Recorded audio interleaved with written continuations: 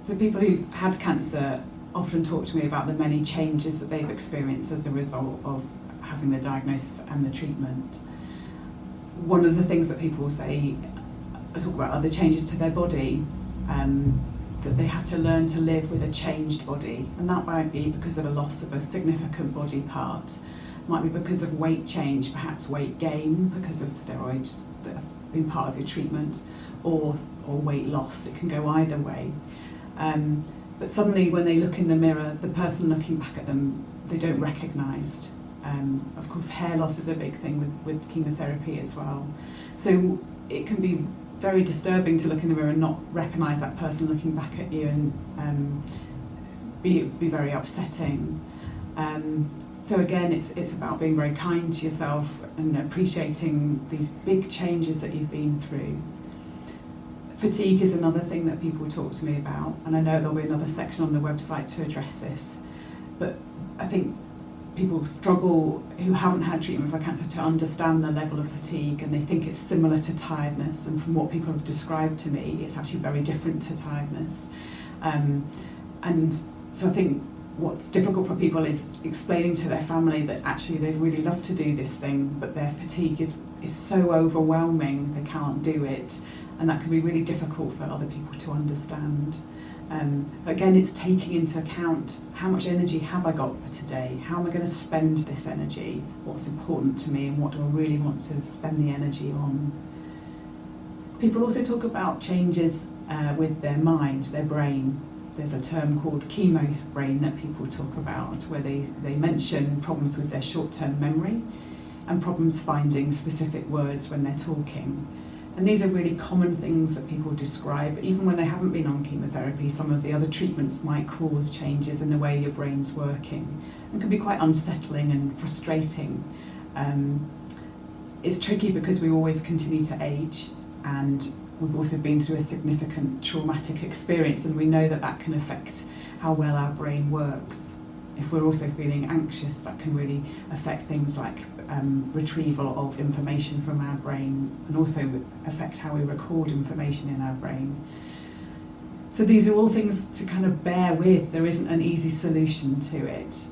You might want to think of ways of supporting your memory by writing things down, setting reminders on your phone, using a diary, just to try and help support your probably overloaded brain. People also talk to me about big changes in their self-confidence, that maybe before cancer they were working or had a particular role at home, and that's maybe been taken away from them whilst they've been going through treatment. So it can be a big change in how confident you feel, and understanding who you are now and how you fit in your many roles in life, and how you fit in your relationships with others. Perhaps you're a younger person who hasn't been able to parent in the way you'd normally parent, and that's changed your relationship with your children. Or perhaps you're an older person who cared for an elderly relative, and that's had to change as a result of going through treatment. There's so many changes, and that's again a lot to cope with psychologically. And I think I'd again really encourage you to be compassionate towards yourself, acknowledge what you've been through, and allow yourself to find your feet again, re-establish those relationships that are important to you. A big thing that people talk to me about as well is worry about the cancer coming back again. It's a really tricky thing, and I know that most people with cancer worry about their cancer coming back again. It's strange if your cancer's been found on screening as well, because perhaps you might be feeling very well and something's shown up on a screening scan. So it can be hard to understand, how can I feel so well but have something so concerning and worrying in my body? And can I trust my body to flag up if there's something happening again? Again, the strange thing is that often the treatments for cancer will make you feel worse than the cancer itself. So again, your body's gone through so much, how can you trust it to flag up when there's something wrong again? And people say they worry about every little lump and bump, and they worry with every headache or slightly odd pain in their body, and that's really natural.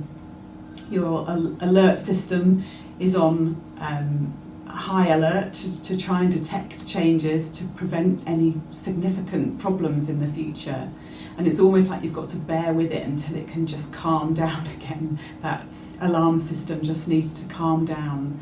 And it's a tough one to work out. It's always worth speaking to your medical team and your clinical nurse specialists so you can understand, what are the significant symptoms that you should look out for, and think about things like how long your headache lasts for, perhaps, and how severe it is.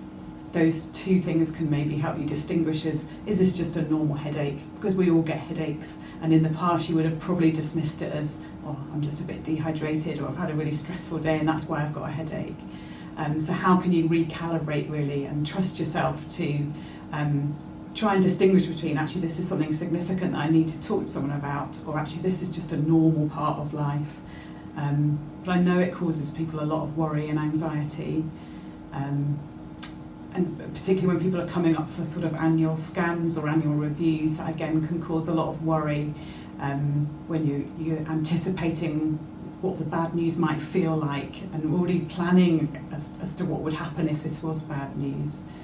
Again, I think they're just really difficult times to get through, and I think get your family to support you, think about what's going to help. I guess it goes back to that boat metaphor before, the storm metaphor. We never know when that unexpected storm's going to come up again. So, do what you can to prepare your boat, but still enjoy the calm days. It feels like such a shame when people spend all their time preparing for the bad points and they lose sight of those beautiful blue skies and calm seas when you're having a good day. It's tricky to do, but over time it is possible. So thinking about moving forwards, we've talked about really trying to take some time to recuperate and repair. Almost think about creating yourself a timetable about what's going to help you in your recovery. You probably turned up for all your radiotherapy sessions, all your chemotherapy sessions, so think about that timetable in a similar way. I almost wish, as a psychologist, I could write people a prescription and say, do this to try and help your recovery, and you're more likely to follow it. But, create yourself a timetable. What is it that's going to help you to repair from this experience? Meeting with friends, going for a walk every day, having an afternoon nap, whatever it is that's going to help. And be realistic and kind to yourself. Your body's been through a lot, so it's not going to work exactly the same as before immediately. You've got to kind of gradually build up and reintroduce things. And it can be a real opportunity, having gone through an experience of cancer. Some people describe it as feeling like a wake-up call or a second chance at life. It gives them that chance to review, what do I really want in my life, what's important to me, what have I been spending time doing that actually isn't important anymore. So I've worked with people who've made all sorts of changes in their lives to try and make the quality of their life better. And yeah, I guess reviewing every part of life, your lifestyle. So there'll be lots of tips on here on diet and exercise and sleep and how to improve your general lifestyle. You might want to think about who's in your life and who's supportive to you. So many people reach out to the cancer community, either online through things like Facebook or Twitter or podcasts or online forums, and they find real comfort in speaking to other people who've been through a very similar experience to them. That might be right for you, equally it might not. Some people find hearing about others' stories really unhelpful. So it's one of those things you have to almost dip your toe in the water and try and see if it works for you or not. There's lots of organisations out there to help as well. There's the Maggie Centre, there's lots of complementary therapies available.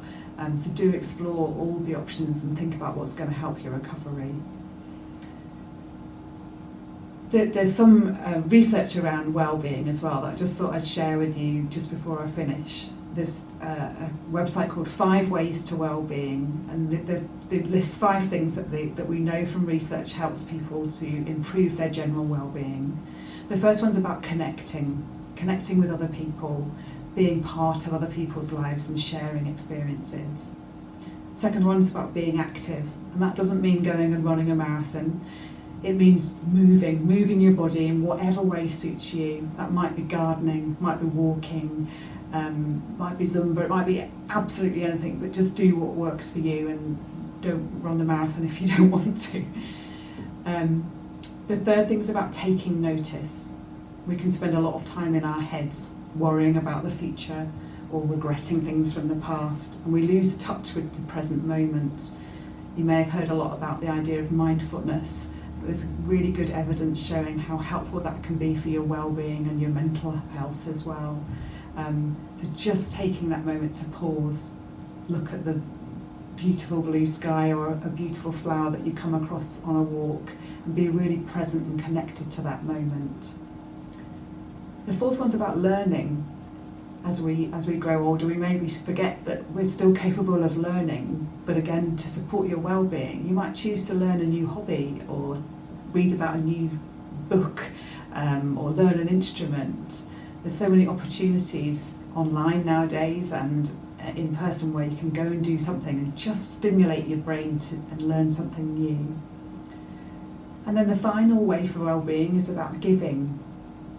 If we can connect with our community, maybe shop for a neighbour or buy a bunch of flowers for the lady at the post office who's always helped so much with your parcels.